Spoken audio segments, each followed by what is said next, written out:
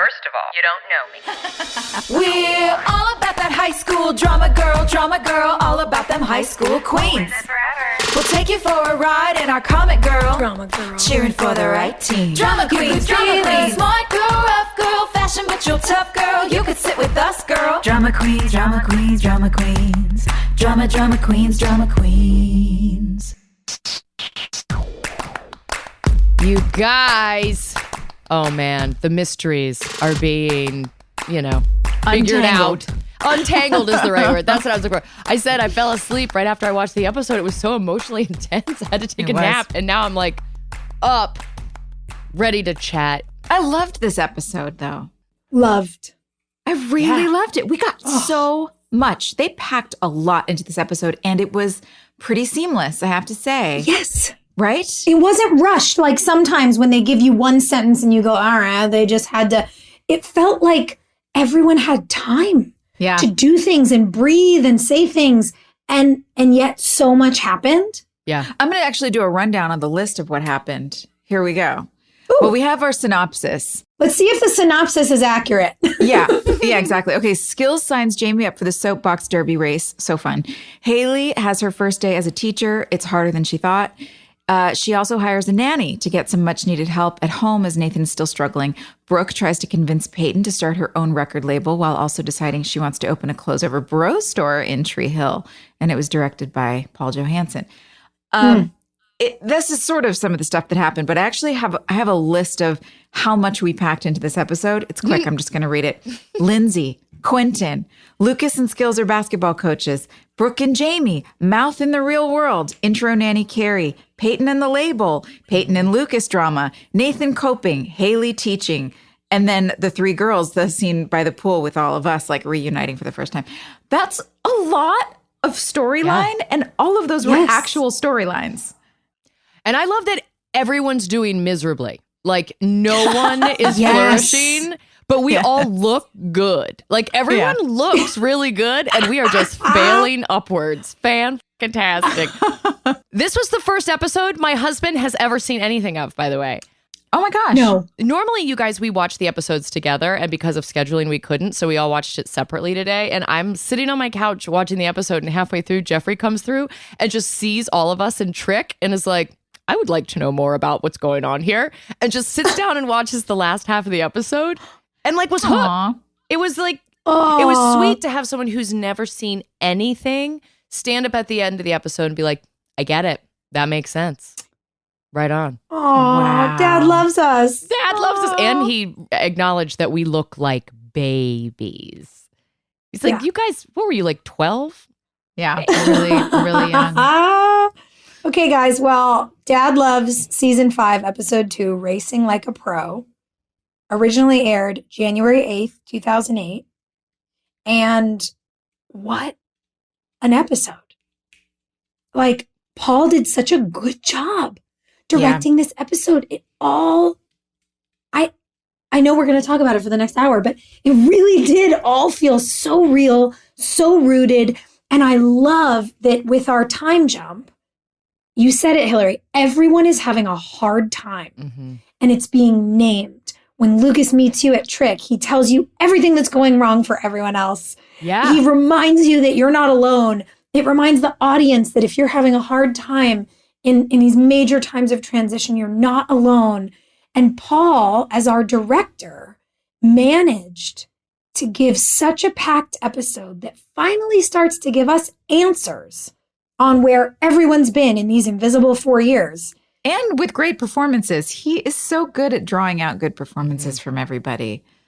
And every single scene had room to breathe. You got to react to things before it cut to the next thing. I think he hit such a home run with this one. Did you guys notice the lighting was different too? Like it's lit so much moodier. And like especially the intimate scenes between just two people. It had that Peter Kowalski flair to it, where there's a little bit of noir to it, where the shadows are as important as like what's lit up, and it just stood out because Peter originally was a camera operator on our show, and as we moved through a different DP, he moved up and had to match what the other guy did, but I feel like this season, because we had a blank slate, Peter just got fancy. He did. Oh, I miss Pete. I love that he brought it down. Pete's sort of signature thing, which was also so nice for us, was he would light a room, as you said, with a mood, and then he'd put these sort of glow balls, these beautiful, soft lantern lights around, and everything just felt a little sparkly. Yeah, little magical, little dreamy. Yeah, and these people coming home to each other is supposed to feel a little sparkly, and the light communicates that in a really, really cool way. I remember the scene out by the pool when you guys came out. I think that was our first.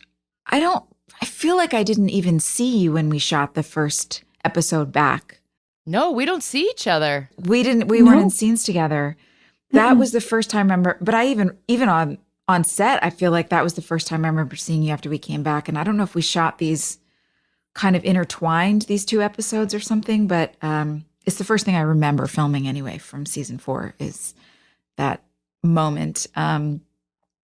Sophia, when you and I realized they were using the same red coloring in our hair. Yeah. Well, they were trying to get mine out because I'd done a movie that summer and I'd been a redhead. I'd played this like... Oh, that's why you're so red. So red. And we just couldn't color correct it enough. And yeah, oh my God, good. it's not working. It was very Renee Russo's. Good look on you. Oh, I loved it. God, I love her. Good God, the Thomas Crown affair will never get old to me. But what struck me in the scene, I do remember, to your point, like getting in that day and being like, we're all back. Oh my God. What struck me in the scene that I'd forgotten, because I have that same sort of sense memory of when we all got to be together for the first time again. It's crazy. I physically remember that day as well. Like, it's like it was yesterday. Yes, it's so in there. And what I forgot that made me audibly gasp when I watched this was, oh my God, Brooke has not seen her godson since he was a baby. Mm-hmm. Yeah. And it was so like, wait, what? He doesn't know her. Oh my God. The little cues the writing gave us on how much we all had to catch up on, that Brooke and Peyton have been apart for so long, but you see their phone calls, and that Brooke doesn't know Jamie outside of pictures. Yeah. Like, oh my God. It's such a small moment, but it communicates so much. That's Paul too, by the way, because it's easy to in the script to just have shot like, here comes Jamie running around the corner. Everybody goes, oh my gosh, Jamie, pick him up, give him a hug, twirl him around. But the fact that he had him kind of step out slowly and you took a second looking at him on the stairs, then got everyone's reaction. Those kinds of things create those moments. And I love that Brooke and Jamie really developed such a special relationship over the course of the season, in spite of the fact that she wasn't around for the beginning. I mean, that's her whole journey, right? Is like she built up this whole empire and then it's not enough. And she needs to get back to what is really meaningful. I remember thinking that was crazy when we shot it. Like, what do you mean you've never seen this kid or you haven't seen this kid in years? And now that we're grown-ups with jobs and we're just like all over the place, it's so normal just to be like, whoa, you have a mustache now. Like kids grow up really, really fast, especially in those first years. And especially when you are at this sort of, personal, relative empire of success. It's what we experienced doing our show. You move away. You're gone for 10 months. And then if you do a movie, you're gone for the whole year. And you want to chase your dreams and you want to do things, but years go by. And I mean, I experienced it with family, like literal years. And then I realized I just knew a kid from photos. Yeah. Well, we did a show. We did this for nine years, Social media has made it worse. Mm-hmm. Because, we think we're in touch. We think we're like all up to date. Mm-hmm. We feel like we know. Yeah. Yeah. Well, I love how this episode opens because Brooke sneaking in Lucas's room is such an iconic thing from the high school years. And it feels nice to revisit an old habit that ends up being, a little spicy, a little awkward. God, it's so hard to hate Michaela. But what I'm going to say is that watching the episode, like being Peyton Sawyer deep down inside, you guys, I still feel jealous that all my friends like her so much and that I like her so much. Like I felt Peyton's feelings of like, God, she's so pretty and she's really cool and like she really seems to have it together and everybody likes her so much. Yes. She's so great. Because she is undeniable. Yeah. She's a real deal for sure. Mm-hmm. But you guys were cute.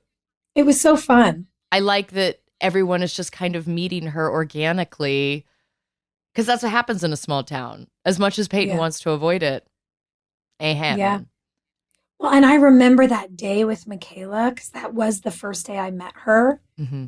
And I remember sitting in the cast chairs in the living room of Karen's house and getting to chat and learning about what she was up to. And she had all these questions for me about, Wilmington and the whole thing. And it was so much fun. And I remember thinking like, wow, it can be so nerve-wracking to get new people, inserted into your work family. And you seem really fun. She's so solid, so well-spoken and intelligent and asks really good questions and insightful. Totally born to be an artist. She is an incredible fine artist as well. For anyone who doesn't know much about Michaela McManus, you should go find out. She's really, really talented girl. Let's make sure we have her on in the next couple episodes. Yeah, we should. Michaela and I, we went to college together. Wait, did you know each other? No. Yes. We went to college together, super in passing, like because I was also working at MTV, so it was a little checked out of everything, but we're Fordham Lincoln Center girls.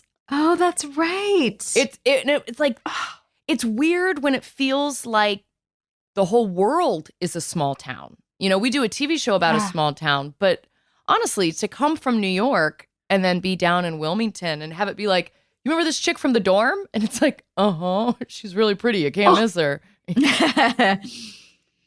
She's great. Wow. And she matches Lucas's kind of like serious energy in a way that Peyton never did. Peyton's goofy, man. She's like awkward. Yeah, I felt that pang when Peyton was watching Lucas and Lindsay at the race car thing when they arrived and he was holding her hand and they were just walking through the crowd. I was like, oh, I've totally been in Peyton's shoes where you look at the couple and you're like, I don't want her to be right for him, but I think she is. Yeah. This sucks. I loved shooting that flashback stuff because I got to wear those dumb little bangs.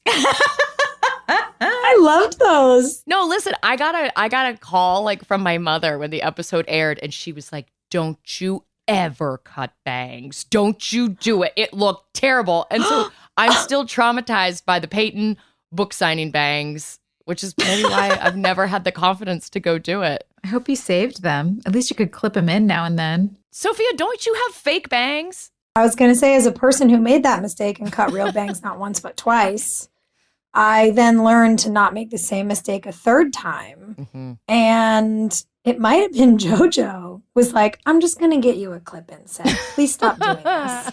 And I was like, okay. She was like, when you really want them, you just wear them for a night. And she's not wrong. Yeah, it's true.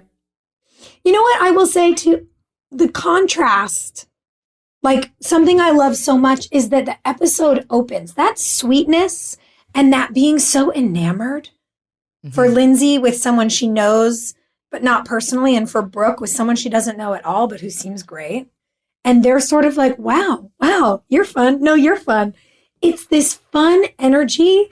And to go from this sort of excitement to the nerves, which are exciting, of Haley's first day, of like, ooh, what's it going to be like? And it almost feels like the fun stuff on the front end was a misdirect. Yes. And we expected the fun to keep going, especially for Haley James Scott. That's exactly what I wrote. Right? I was just like, they teed us up for success and then it like hurt really bad. Oh my God, it was such a betrayal. That was awful. I was upset. Yeah. How was that for you to watch back? Funny. It was funny. I forgot. I really, that is like 101. You cannot let the class take over and bullet. Like bully you and get you pushed down to the point where you cry or you leave. I mean, I think just as a teacher, you lose so much power in the classroom if you ever let that happen to you. So the fact that it happened on day one,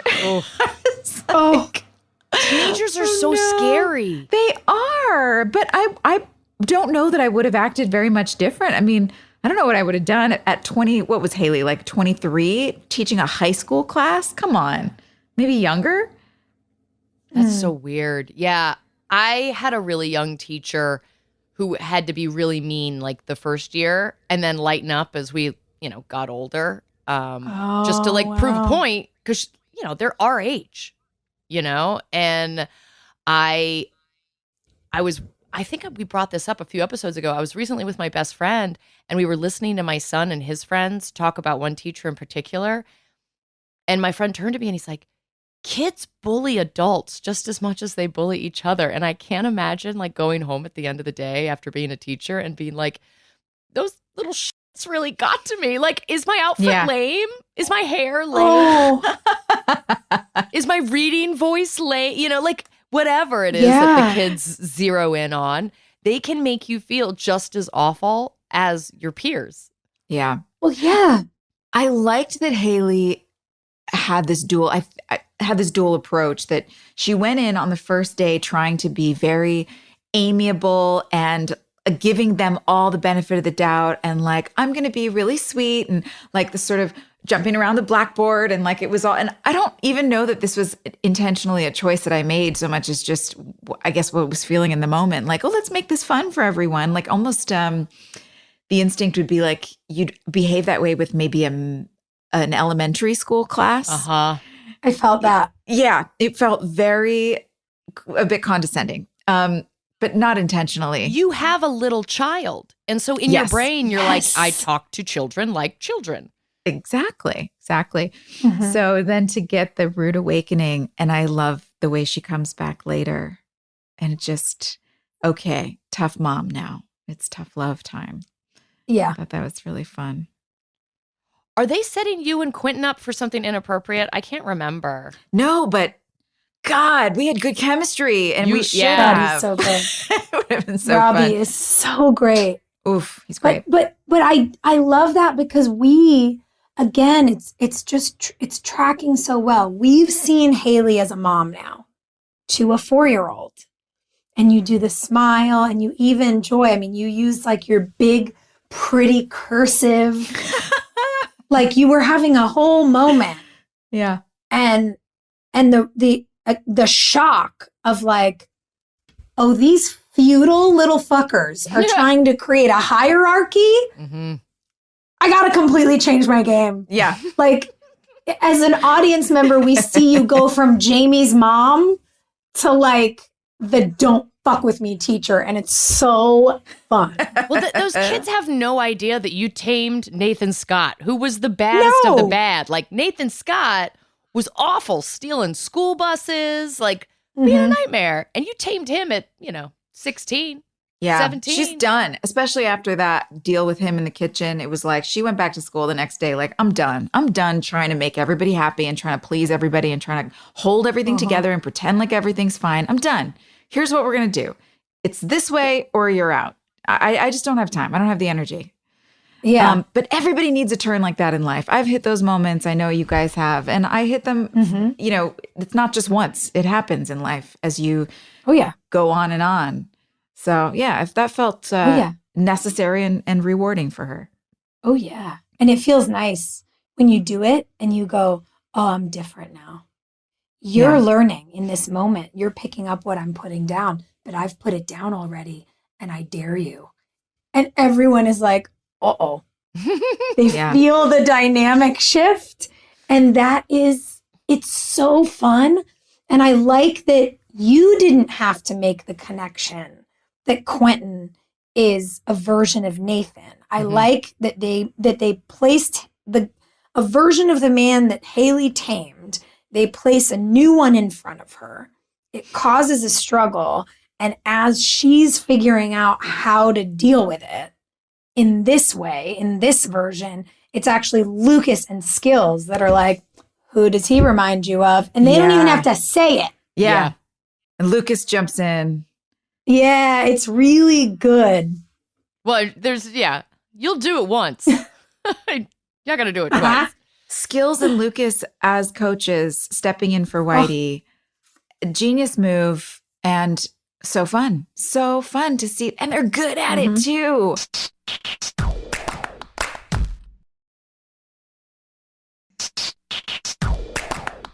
I want to know what happened at Tree Hill High School in the 4 years that we've been gone, that the kids have gone dark. They've gone feral. It's like we still have the same principle, like nothing necessarily traumatic happened on a national scale, but now you've got a rebellious basketball team and you've got these nasty kids in the classroom causing trouble. What happened? It felt much more modern. It felt much less like the One Tree Hill fairy tale that we had created that were still connected to the late 90s, even though we've started filming in the early aughts. That this crowd felt much more forward moving in the progression of like social society, I guess. And just the way that they were all interacting with each other and the banter. And it just was like, whoa, this is alive. This is so different than fairy tale land. Yeah.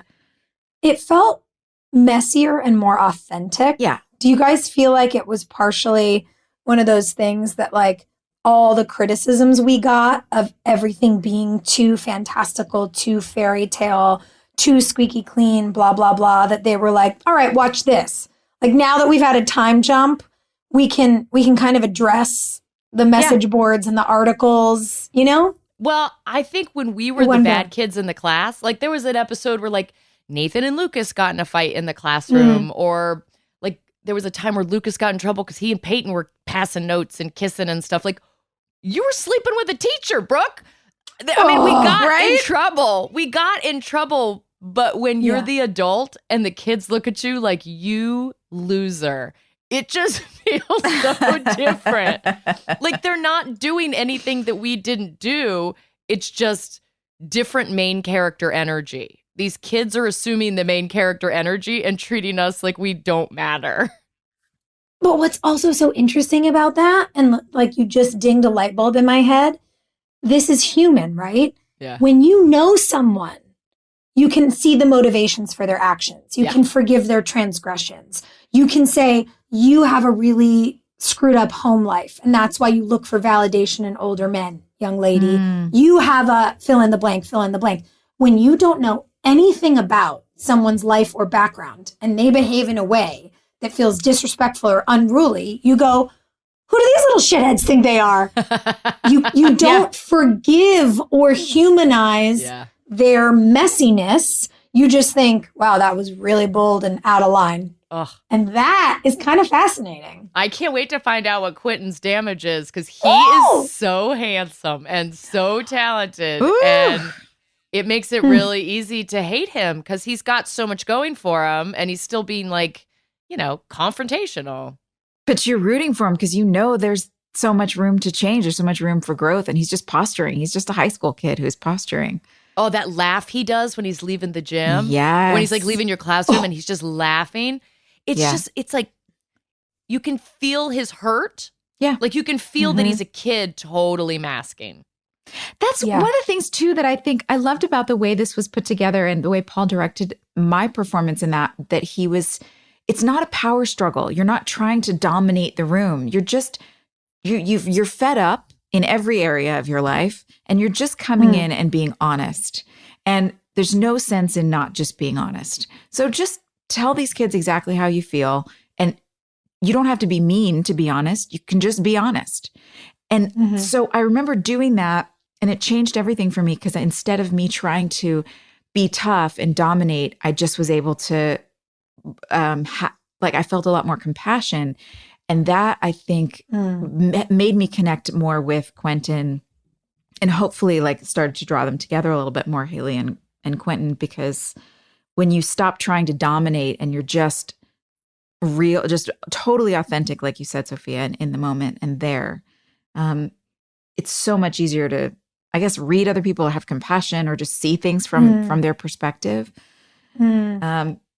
When he has no idea what you're dealing with at home. And this is something that I really struggled with in the episode, because when we shot this, like when we were kids, 4 months of Nathan being dark seemed like, oh my God, it's crazy.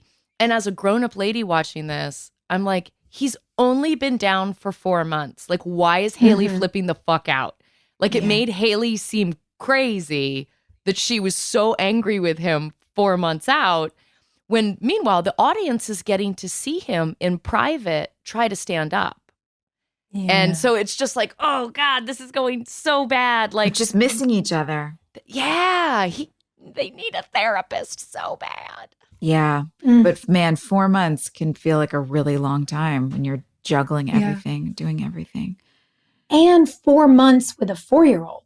That's what I mean. Is a really long time. It's just so you tough. Know, when you think about 4 months being 30% of a year, and this kid's probably had memory for 2 years. They remember everything. Mm-hmm. More than 2 years. But it's like, it's amazing. It's 3 years, let's call it, but it's amazing because you get everyone's perspective. That's when it works, is when everybody is understandable and everybody is frustrating. Yeah. And you just go, I just want better for these people because I love them. Nathan, I love that you just brought him up, because this is a real mental health struggle for him. And I love that they really did a deep dive on it in this episode and in this season. That's got to be so incredibly tough to have made a huge success out of your life that young and have so much ahead of you, and then get disabled in some way. Well, I guess it felt like character assassination to me, Joy. It felt like they were making you this like shrill bitch, because we've already seen Nathan try to kill himself multiple times. We know that he has a history of self-loathing and suicidal behavior, and never had to deal with anything quite this traumatic. You know, he crashed the car into the wall and was playing basketball like 3 weeks later.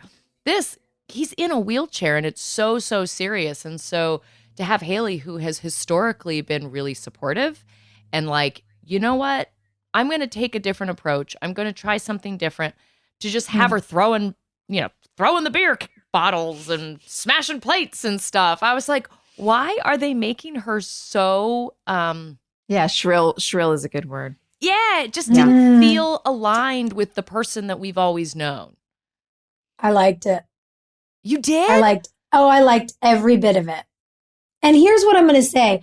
I hear you on all of Nathan's mental health stuff, and you're not wrong. We've spent 4 years worth of this TV show talking about it. And I do think there is a tendency to align your idea of someone with the way they're described. And Nathan Scott is our hero and our sweetheart. He is a bad boy done good because of this woman.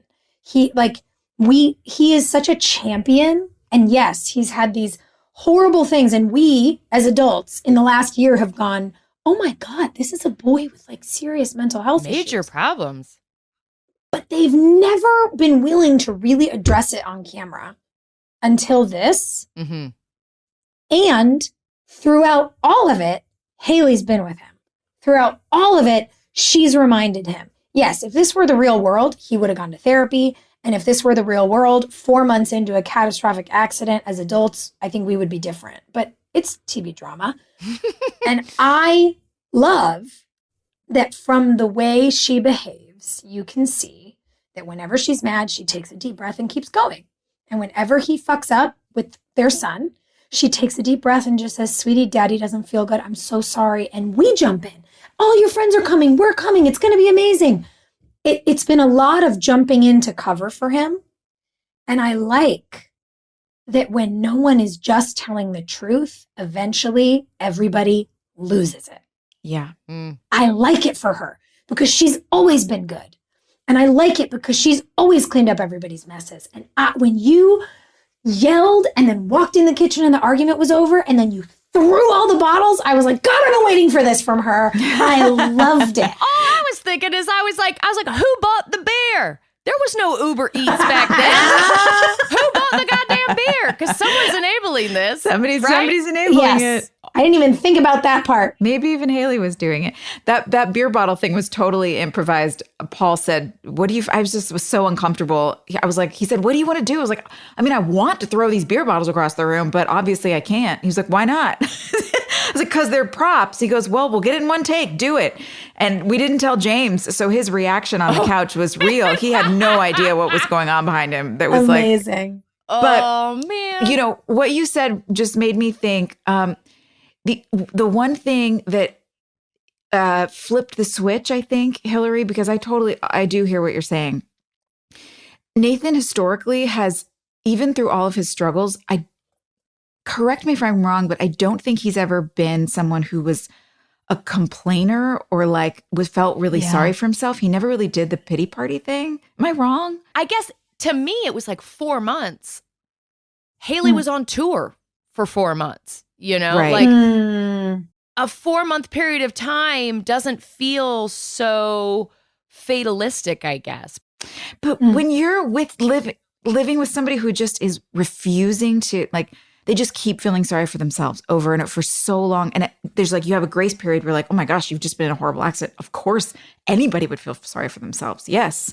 Yes. And then it's okay, are we kind of coming out of that? And then the next phase is okay, but life has to go on. I actually have to, do you care? Can you at least empathize? Could you be emotional and talk with me about it? At least we can. Yeah. So it feels like maybe they just sped that progression up because that's the flip that got switched. I also think the 4 months, not the best writing we've ever had. Yeah.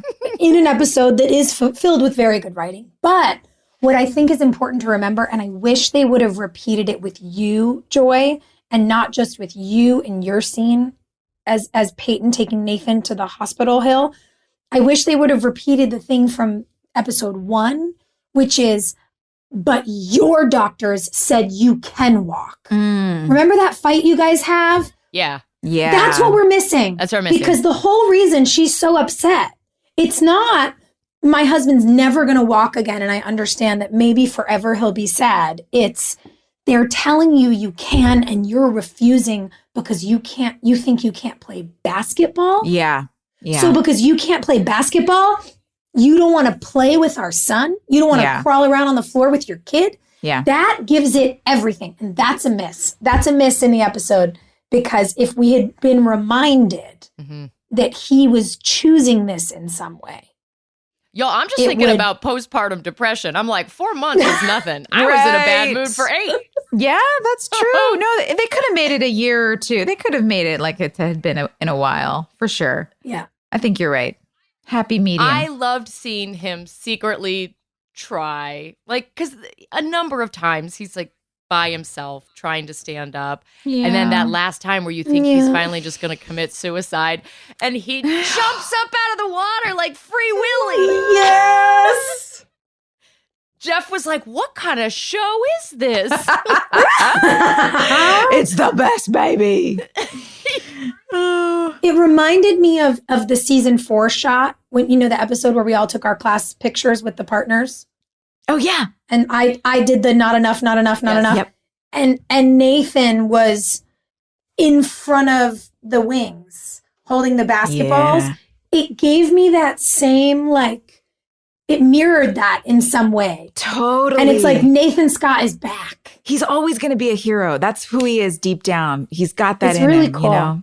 I'm going to jump in the car and go take Maria to tennis, but I'm going to try and jump back into the Zoom from my car, so at least I can pop in every once in a while. But I'll be back in a minute. Bye. I love that she's doing tennis. I have to say something, speaking of scenes by that pool, because we talked about this last week, or maybe it was the week before, but I went, that you and I got assigned the well, right, as shared dialogue. And then what was the next thing I said? Oh, Nathan, you look so heroin chic. He made me say it. Oh, there are only so many lines that our boss had in his repertoire.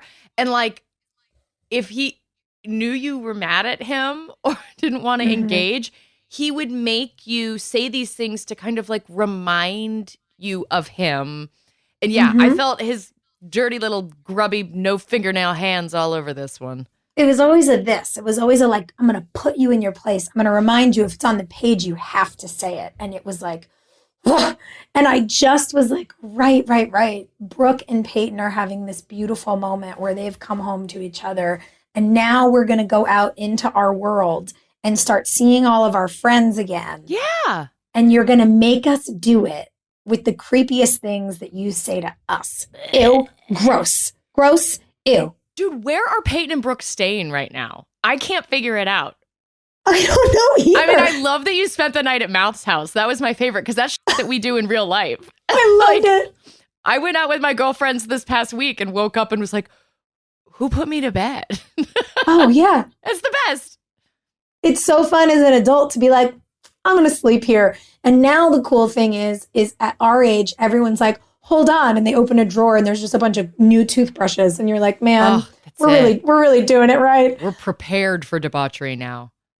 I loved that wake up so much. And the like, oh my God, I have to go. And I've got to get Jamie. And running around, collecting the things, talking to him. And then having this moment of, oh, you're here. It was such a fun scene. That's one that I remember like in my bones. You're so good with him. Like it was, your babysitting skills were on full display here because you just take to it so naturally and he's so drawn to you. And you guys were doing in real life what you're doing on the show, we didn't know this kid and you're making a relationship with him the same way Brooke is making a relationship with Jamie. Oh yeah. He became my little best friend. It was so fun. We had so much fun at work together.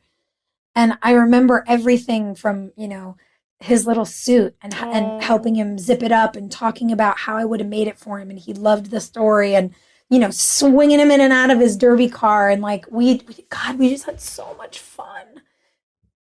Such a sweet moment in time. Jeff saw the Peyton Sawyer unemployed patch and wants one so bad. He's like, where do they sell those? And I was like, I don't think they do. He's like, no, I want that. I need that. We should make one.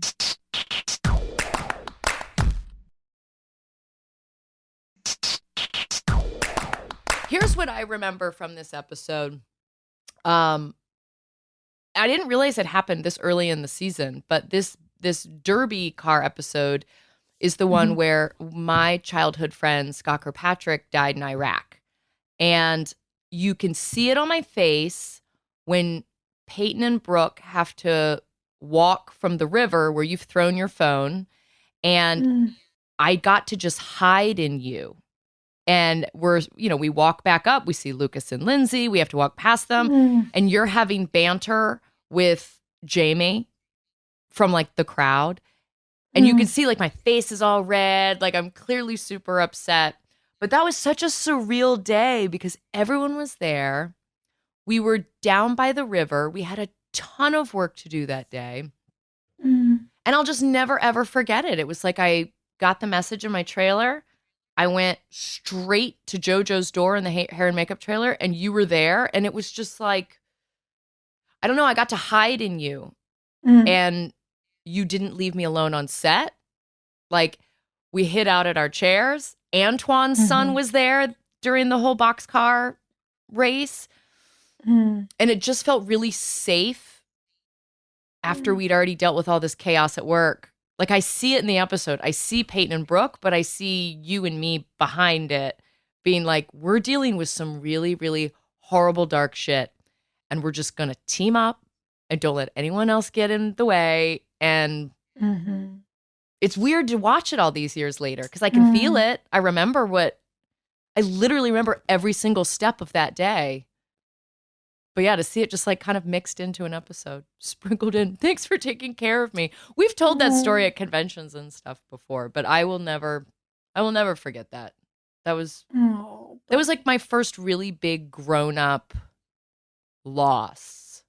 And then to have to go film. It's like, cool story, kid. Sorry your friend's dead. Anyway, we got a break for lunch in 30 minutes. We got to get this shot. Let's roll. And I guess I don't know how other businesses are because we've only ever worked in this one, but it can feel really You can feel really cut off from the real world and your real life because you have to do this imaginary thing. Yeah.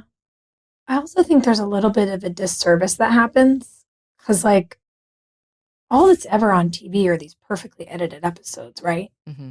And all that's ever on TV for our industry that's like quote unquote behind the scenes are award shows, which are insane and not real. And so everything that people who don't work in our industry get to see is gorgeous, musical, lyrical, and glamorous. Curated. Yeah. And like we work in the circus in the mud, man. It's so tricky and it's beautiful and it's strange and it's profane and it's hard. It's really hard. And if you ever express honesty about why it's hard, people go, oh, because like they've only ever seen the Golden Globes. Right. And I don't know. I really want to be a little clear and like really take pause to be honest about how hard it is to have your world blow up and have someone look at you and mean it when they say, I'm really sorry, but we don't have time for this. Right. Right. And then you are expected to split into and wait for your real life so you can go do the on-camera life. And it's what we do, and it's hard. It makes you a psycho. Like when you have to compartmentalize your life like that, it makes you a total nutcase because then you can't stop doing that. Like everything becomes over here and then over there. Well, you become a professional at disassociating. Oh, is that what I'm doing on my phone? just scrolling, doom scrolling, disassociating? Yeah. And so when people say, well, for example, from last week, why didn't you talk about this sooner? Because I'm a fucking professional at putting my feelings in a box over there so I can come to work and not bother other people. That's it. I'll deal with it in 20 years. Yeah. Yeah, when the box explodes in my face, then I'll have to deal with it. But what I will say, morbid humor aside, is that was big. And I felt really lucky about the ways that you shared Scott with me and with us. And that you have continued to do that. And that you've helped make his memory advocacy that people get to participate in. And that affected the trajectory of our show. Like you've done a lot of really big things with how much you loved that friend. And I feel really lucky to have been close to it and to you for all of that. And I also want to remind you that just like 6 months before you did it for me, because in season 4, when my grandpa died and we were filming, you picked me up off the ground in the quad. Because somebody said to me, I'm so sorry, but we don't have time for this. And there aren't many people who know how that feels. And I feel really, maybe this is like a weird thing to say. I feel really lucky that you did that for me once and I got to do it back. That's all. It feels so meta. Like it feels really meta. I know, it's really weird, isn't it? Because you and I were separated a lot in the first few years. And then, our characters are fighting. And then as we are scripted together, we're having to deal with like grown-up stuff and really like confusing subject matter. And when we were coming home in this season, you and I were also starting to like go home in real life and have to answer for who we'd become. Having to answer to the people having to go to Scott's funeral, you having to go home and see your friends or see your family at your grandfather's service, and answer for what we had been living publicly. It isn't necessarily what my friends or family thought was appropriate for me. I wasn't even allowed to watch teen dramas growing up. And here I am, Mm. neck deep in that shit. That's so interesting, that idea of it being appropriate. What was hard for me was that people were like, isn't it fabulous? And I was like, it's really fucked up and hard. It's hard. And then I learned, oh, nobody wants to hear a person who they look at as the on-screen success story say they're struggling. Oh, I better keep this to myself. Well, what I'll say is that I'm really glad Paul was directing, because to hear that message, Joy's back. We've got Joy back. She's in the car. Hi. I'm going to try not to talk too much. I know it's annoying through the car microphone, but I'm here. No, it's okay. It just, there's a little bit of lag, but you guys, we do have Joy back. Joy, we were talking about how. Oh, wait, what? That's echo. Is that a lag or an echo? Oh, I'm going to fix it. I'm going to fix it. Can you hear me now? Yeah, we can hear Yes. you. Yeah, we Better? hear you. But then we hear ourselves through your shit. phone. Okay. I'm going to mute it. Go ahead and talk. That's okay. we try sometimes with the car. The car always gets us. Joy, you just wave your hand when you want to talk. Okay. I'm here. Okay. No, we were talking about, my good friend Scott died in Iraq while we were filming this episode. And while it sucks that when you work in film, there's no going home for the day, it's just like, all right, suck it up. We still have 8 hours. There's 500 people here to make this day happen. I was really glad that Paul was directing, because I had to shoot that scene with Lucas in Trick, like the day after Scott died. And so Scott was the person that I did theater with growing up. He was absolutely my partner in all of that. And while he'd been in Iraq, we'd traded all of these messages about starting a production company when he got out, because he was planning to get out. And we were going to do an adaptation of Dostoevsky's The Idiot, which is a play we did together in high school, and update it. And like so many big plans, like Peyton and Brooke with this record label. We're going to start a business. Yeah. And I could not get through that scene where Peyton says, your art matters. It's what got me here. Because it was like I was talking to my friend and it was killing me. And I'm just like, and they're like, you're not supposed to cry in this scene, Hilarie. And I'm like, right. But for all the times that you guys wanted me to cry and I was really having trouble, it's the opposite this time. And all I want to do is sob. And Paul was so good about being like, I want you to say these lines like it is the happiest thing that you can say to Lucas. And he really coached me to say it with a smile. And I think you can still feel Peyton wanting to cry and putting on this brave face. But I was absolutely talking to my friend in that scene. And I don't know anyone who could have gotten me through it other than Paul. He was such a shepherd in that moment. That was my favorite scene in the episode, actually. Because you were so dropped into your body. Your voice sounded different. And I understand the context now. There was just something so grounded and real about that. And I hate that. Yeah, I hate that it's like those things, this weird thing about art where pain sometimes equals, you don't want it, but then also it can make such a huge difference in the lives of the people who are experiencing that. And it's just one of the weird things that we do as artists, live in whatever state we're in and then go to work. Just somehow try and put it all together.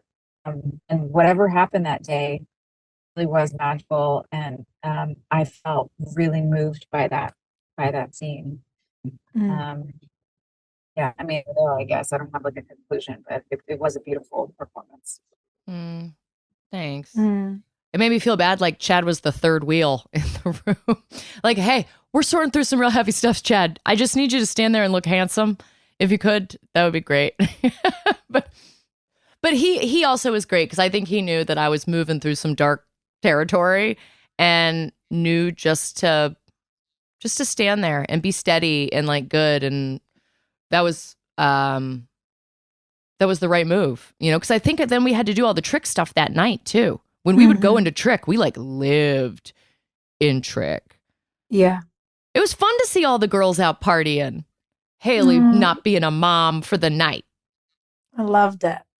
I loved all of us being out and weirdly that they wrote that bit about the girl who was wearing my clothes who wound up being the girl you'd been talking about at the label. And we had this overlap we didn't know about. And then we got to bring Haley into it. And we all were like, what? It was such a genuine silly thing that happens with friends when you're like, did you read about that? And everybody's seen it. Cause like, for whatever reason, it's the top of Twitter that day. Like it felt real and light and funny. Gossipy. Just like dishy, Yeah. Who do we think that actress was? We need to like figure out who the actress was. Probably somebody who didn't deserve it. I mean, that's it. We labeled all the poor girls in the early aughts as like, she's a drunk because she like goes out at night. Yeah. It was probably someone perfectly lovely. Yeah, I'm sure. She was fine. She was fine. Top 10 hit on TRL. Did you guys get the story yet? What? Oh, I'm sorry. I was saying, you were saying she's so perfectly lovely, which also made me think of Tori Dito. And I don't know if you guys have talked about Nanny Carey yet, but no, we want you to talk about Nanny Carey. Wait, did you guys remember that she came in this early? No. Oh, I couldn't believe it. Episode 2? It's like, I don't know where to look. We've got hot Michaela and hot Tori. I don't know where to look. Just surrounding us with beauty.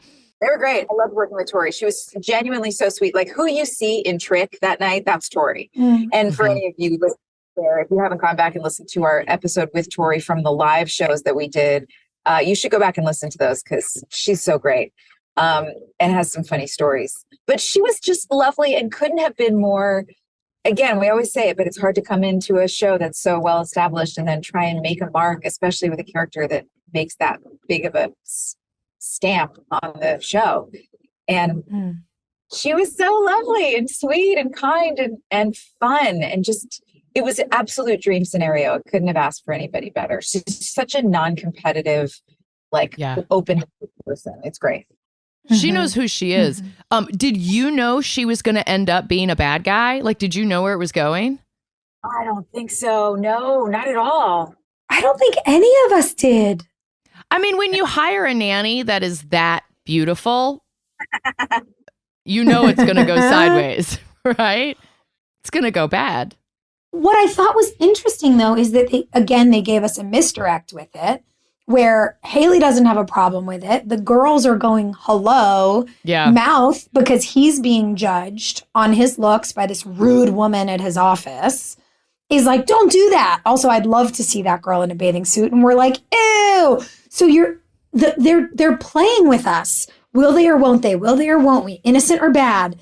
And because Tori is so lovely and her energy comes through her, like it did in that scene at the bar, you think like, well, maybe it won't, because that would be so stereotypical, right? Like the dad having the affair with the hot nanny. We've seen it a million times. So in a weird way, they make you debate what you already know so that you don't see crazy Nanny Carey coming. Ugh. Yeah, it's so weird knowing what's going to happen and seeing how just sweet and gentle she comes in. She's so likable, man. It was really kind of hard to view Robbie Jones, who played Quentin, as a high schooler because he wasn't. Yeah. The same way we weren't. Yeah. You know, he was our age and he's playing like in a lower bracket, you know, and we're like, but he's not a kid, he's our age. And so that kind of stuff does get it's confusing because I'm like, oh no, he's a potential love interest. The boys got Michaela and Tori to show up and had new friends to play with. And we had someone playing a high schooler and we're like, that's not fair. Come on, man. It's a really small fishing hole here in Wilmington, and I just want to kiss somebody that's new. No, I can't. Well, it's like you said it in season 1, Hilarie, like it was either college students or retired golf guys. Like we didn't have anybody to kiss but each other. So like, what do you want? What do you want from us? And it is weird when the optics, you know, when we're all 25 and we're now playing 25-year-olds. And then they bring in a 25-year-old to play a 17-year-old. You're like, what? I don't know, I would have loved to have seen if Nanny Carey didn't go crazy. I think her and Mouth could have been very sweet. Like this lovely woman and the newscaster. I don't know. But then like obviously I think that's really just because Millicent's not in Tree Hill yet. But I don't know. She could have had a lovely thing. Maybe she would have married a teacher.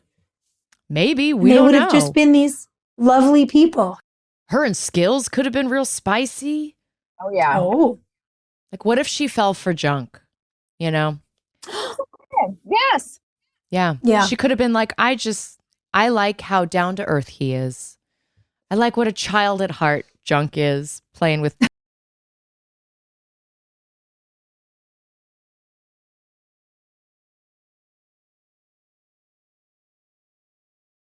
Was Lil Jamie saying, I'm taking a stand, to be echoed later by Brooke.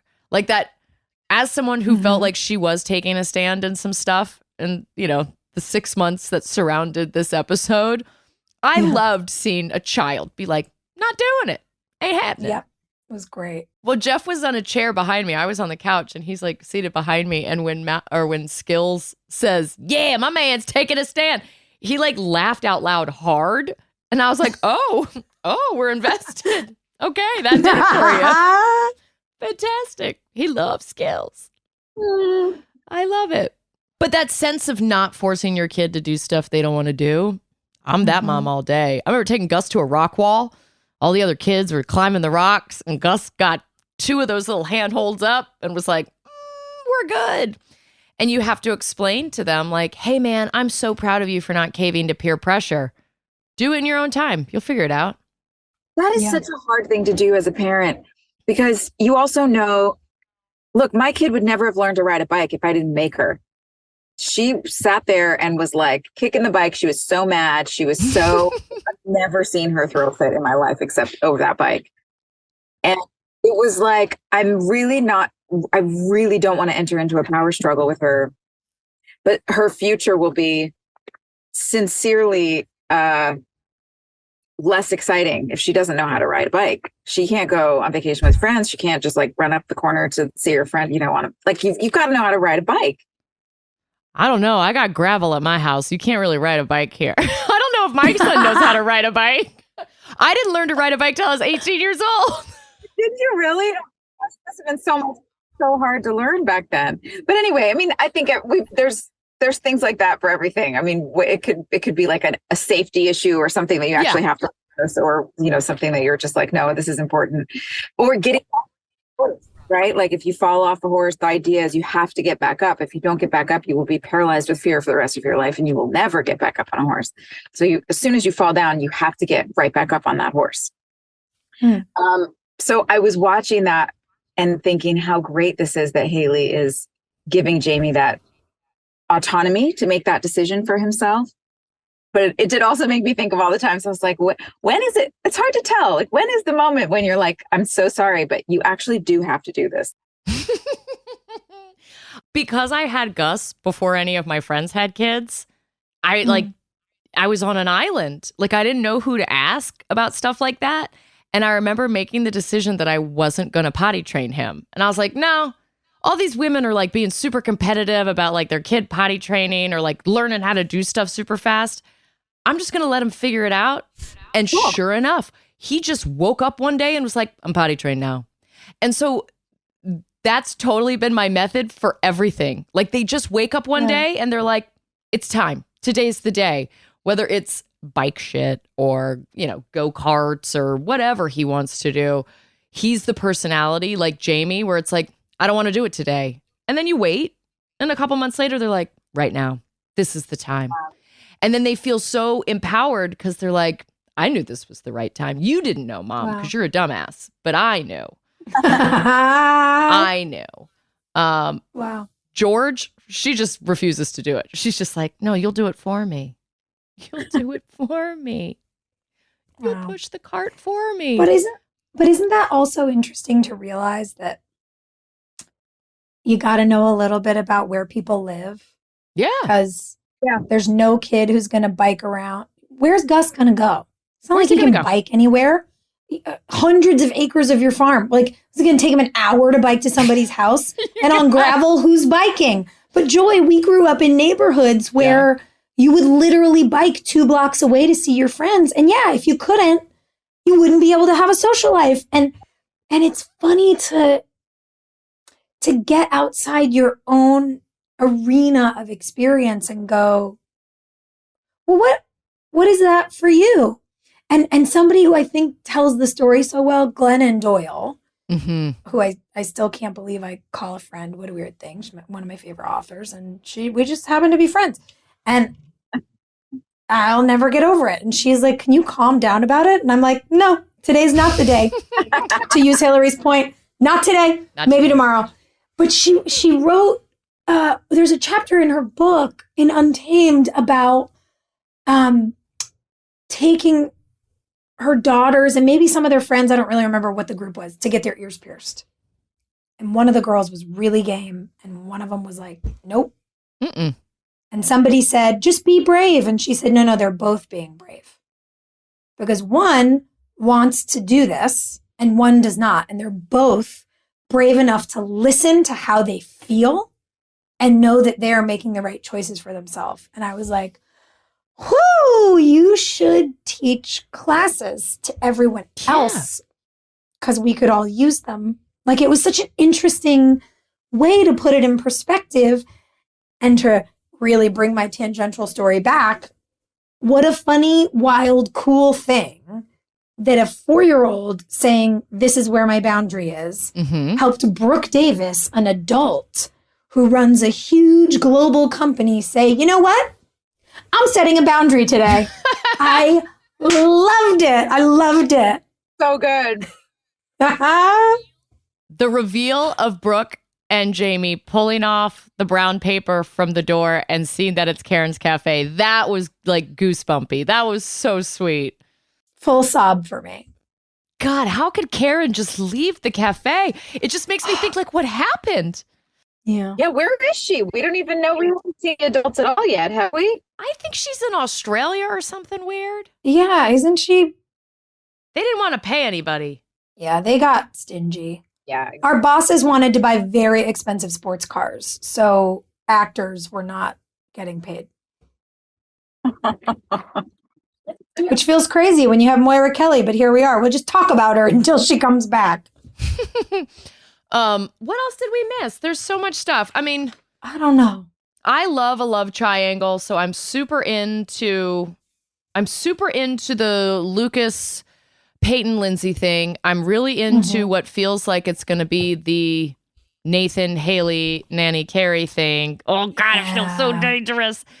But I want to know who Brooke is going to kiss. Like, it feels Brooke Davis, the Pied Piper of boys, is not making eyes at anybody right now, and it feels very weird. She needs that. Brooke has been constantly all about the boys, and this is so good for her. And I love that she can also just set up a storyline for us that isn't all about boy drama, because everybody loves a little boy drama, but we also need to see a woman just like figuring out how to start a company. I mean, or keep it afloat and do new. I mean, I just love that. I think that's so awesome. When she says on the phone, yes, there's a boy here, and we know it's a little boy. It's my godson. You're just not letting me finish. Yeah, it's really nice. Speaking of littles, I'm sorry. Maria's here. She's getting in the car. I'm taking her to... honey. She's like banging over now because it was locked. Okay. Mom, we have to go home. Mom, we have to go. Okay, guys. Okay. I'm sorry. I won't. All right. I'm going to let you finish up. Okay. Bye. Okay, bye. See, that's what we do for the kids. That's what we do. I do love that Brooke's world is expanding as she comes home, that she knows what's important. It's sort of what we were talking about earlier when we were talking about loss, that a big work life that consumes all of your time without a life is not enough. Yeah. And we were all really struggling with that at this point. God. Well, because at this age too, like where I come from, everybody gets married at 21, 22. And I was catching a huge ration of shit from everyone. Like, you didn't come to my college graduation, and you didn't come to my bachelorette party, and you didn't come to this, and you didn't come to this. Tell me about it. My time didn't belong to me, and it didn't belong to you. And so I felt awful and was just constantly apologizing for being a bad person because I'd gotten this job. Well, yeah, you're always on the receiving end of shit. Yeah. And then someone will say, well, you know, you went to that event. And it's like, well, yeah, because they scheduled around it because they want us to do press.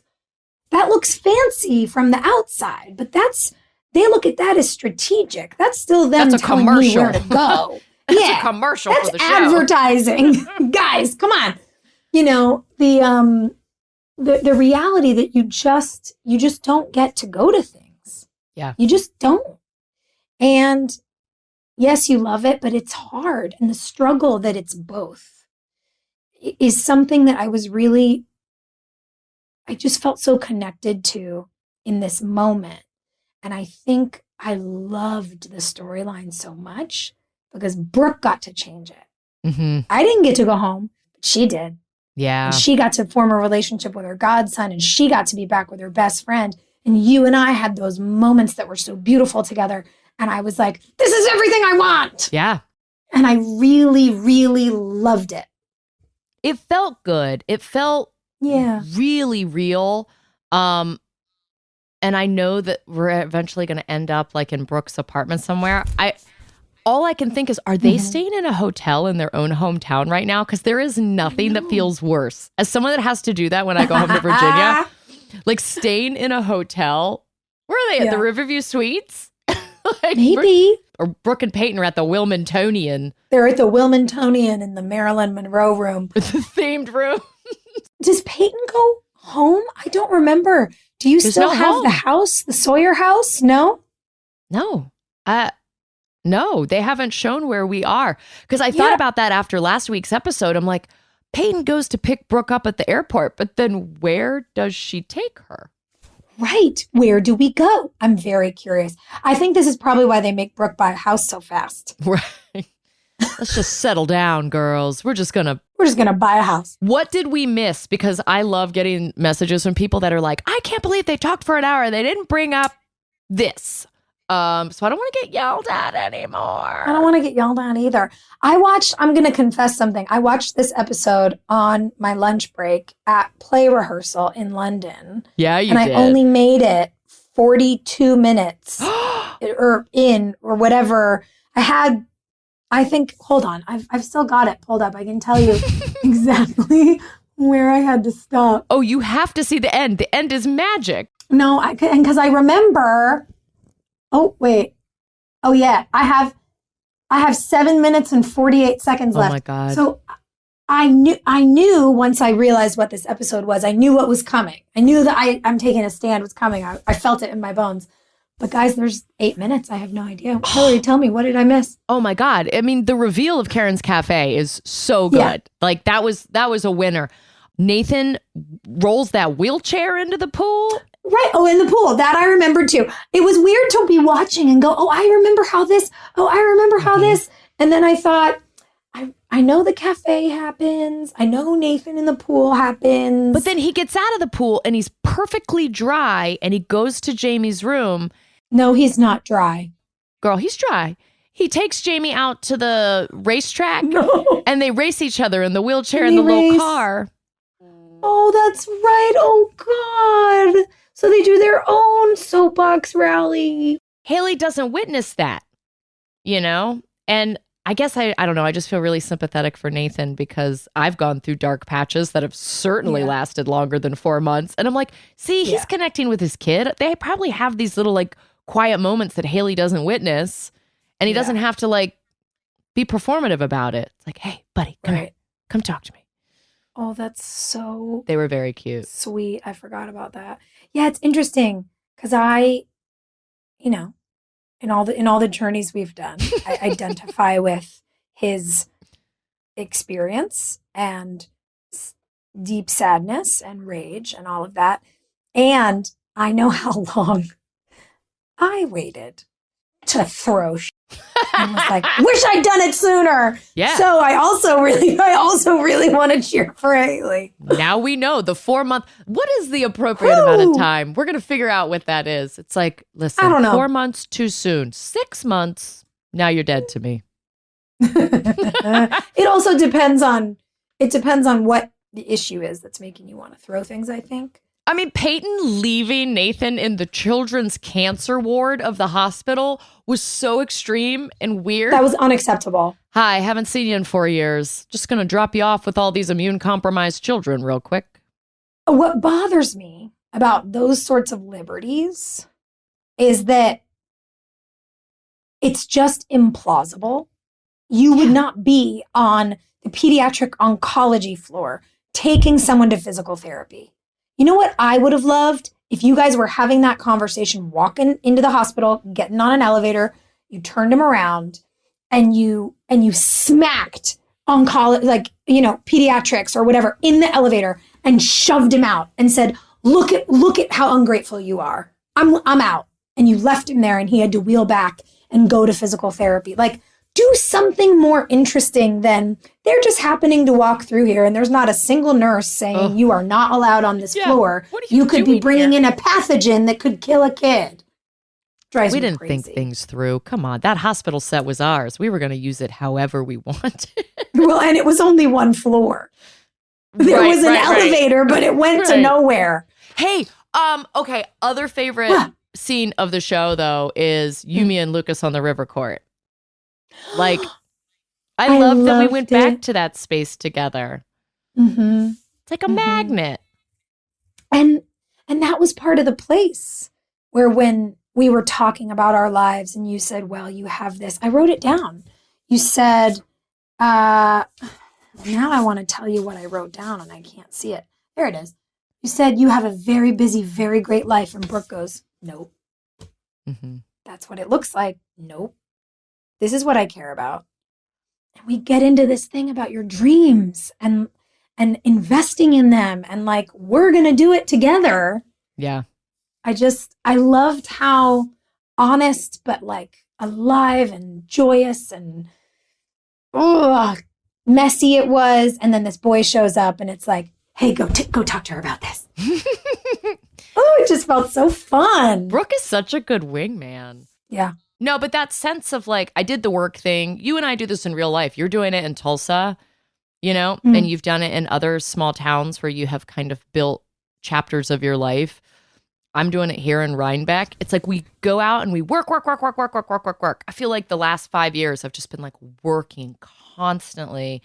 And then you hit this point where you're like, okay, I'm going to do a home chapter and I'm just going to be home for a while. And now I'm doing PTA. And it takes precedent over literally everything else. Like I'm scheduling everything around PTA. It's the thing that restores us. Like we're cancers. Yeah. We're homebodies. We're nesters. I like that Brooke is able to embody that and it doesn't look like failure. It looks like a different color success. Yeah, absolutely. Well, and everybody's always got opinions about what you're doing. And A, not everybody knows what you're doing. And B, we all need that. I had all these people this year being like, well, what do you mean you're not going to go do a pilot? What's your next show? And I was like, oh, no, I need a minute. I want to be home for the holidays. I want to look around and just figure out what I want to do in this moment. And I was like, I want to go do a play. That's what I want to do. TV's there. I want to go do this other thing. And it feels exciting. And I think it can remind you of what you love and why when you give yourself a moment to breathe, reset, and then decide what excites you. And I love that these two friends are coming home to breathe and figuring out what excites them.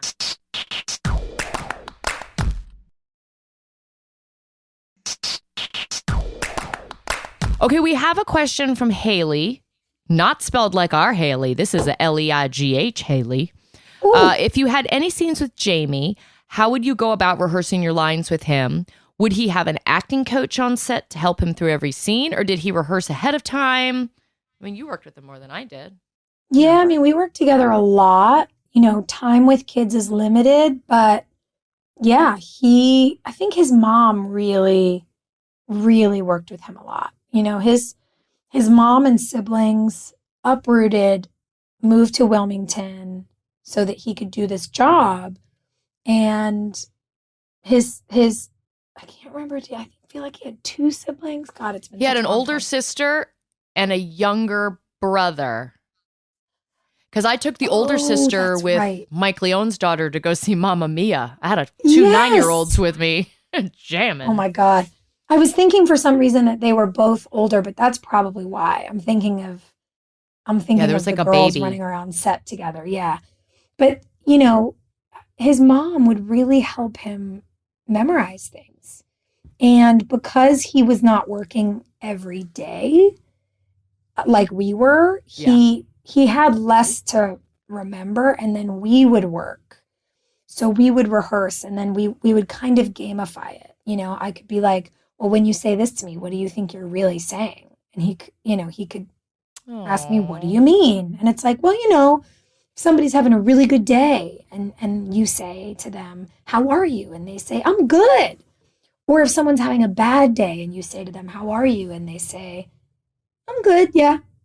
You know the difference, right? Like, what's really underneath it? And so we would play these games together that were really fun and blocking with kids, you know, figuring out the action that happens through the scene. When you pick them up, when you high five, when you run around, that really, I think, can ground them too. So he definitely had to do work at home, and then we would just work together. And then, I mean, Lassiter said it last week. Sometimes she'd be hiding next to the kitchen cabinets going, this is your line. We always made sure he had the support he needed because he was only 4.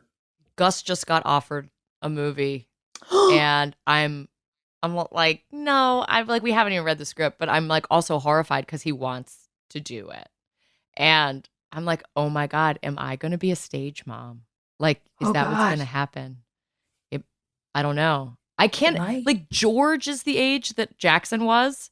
And she's so feral. There's no way she would stand on a mark. Like, she won't let people brush her hair. She's like, don't touch me, you know? I can't imagine my baby working. But Gus has got a mustache now, so he thinks he's a grown man, and it's like, mother, I must. Oh, man. Yeah, it's so stressful. Wow. Well, I'm glad Jackson had you to mother hen him on set.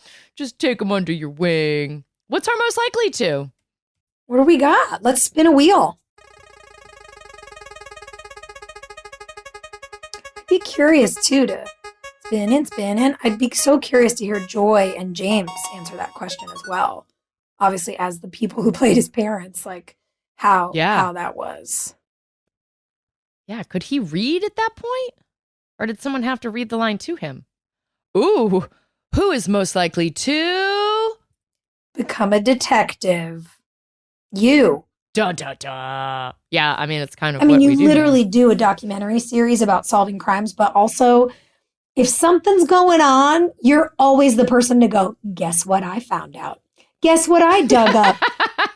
Guess where blah, blah, blah went? Like, you always know it's you. 1,000%. Girl, I'm nosy. Oh, don't deflect. You're good at it. No, I loved, like, on set, learning things from the crew and being able to, like, trickle information down and be like, well, you know. You know Do what you know I about found this? out? Oh, my God. We're going through case files right now for the next season of our show, and it's just fuckery everywhere. And, you know, you want to, when you're dealing with morbid subject matter, it messes with you, but you want to show up and do a good job for these people because no one else is. Yeah. So I totally understand the private investigator mindset of like, all right, well, no one else is doing the job. I'll do it. You know, let's just roll up our sleeves.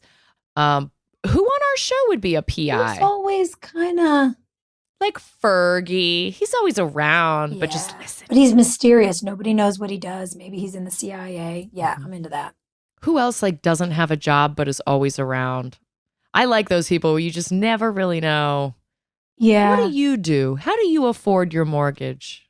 How do you pay for gas? Yeah. How'd you buy that apartment? Like, is his only job the basketball coach? Does he not have like another hustle? It seems that way. I just remember when we were kids, those like 1-800 commercials where you could do mail order degrees. And it was like, at-home nursing, private investigator. And I remember thinking, like, why would I go to college? I could just stay home and be a private investigator. Yeah, I could stay home and play the Inspector Gadget theme song to myself all day. Dun, dun, dun, dun, dun, dun, dun, dun. Like, come on. I'm here for it. Sign me up, folks. We got an honorable mention? God, I feel like this whole episode is an honorable mention. Is that silly? I just love Nathan coming up out of the water because it was slow motion. It really was like Free Willy. Like, it was like a different movie. And because there was so much heavy shit for me personally and also in the episode, I just loved that moment of like, da-da-da-da, da-da-da-da-da. Yeah. It was fun. I love feeling like our heroes are back. Yeah. And, I know the journey's not over for him, but what he's saying is he's going to fight for it. Yeah. And that's it. That's everything. And that we got to see him make that decision by himself. Yes. Not with Haley, not with his son, not with anybody else. Like, to see him do it by himself. Now we get the added reward of him eventually revealing it to people. So I'm excited about our future episodes. What do we got next week, baby? Next week, season 5, episode 3, My Way Home is Through You. Oh, that's sweet. I love you. We'll have so much fun in London. Love it. Thank you, my angel. Love you all. See you next week. See ya. Hey, thanks for listening. Don't forget to leave us a review. You can also follow us on Instagram at Drama Queens OTH. Or email us at dramaqueens@iheartradio.com. See you next time. We're all about that high school drama girl, all about them high school queens. We'll take you for a ride in our comic girl, cheering for the right team. Drama queens, smart girl, rough girl, fashion but you're tough girl. You could sit with us, girl. Drama queens, drama queens, drama queens, drama queens, drama queens.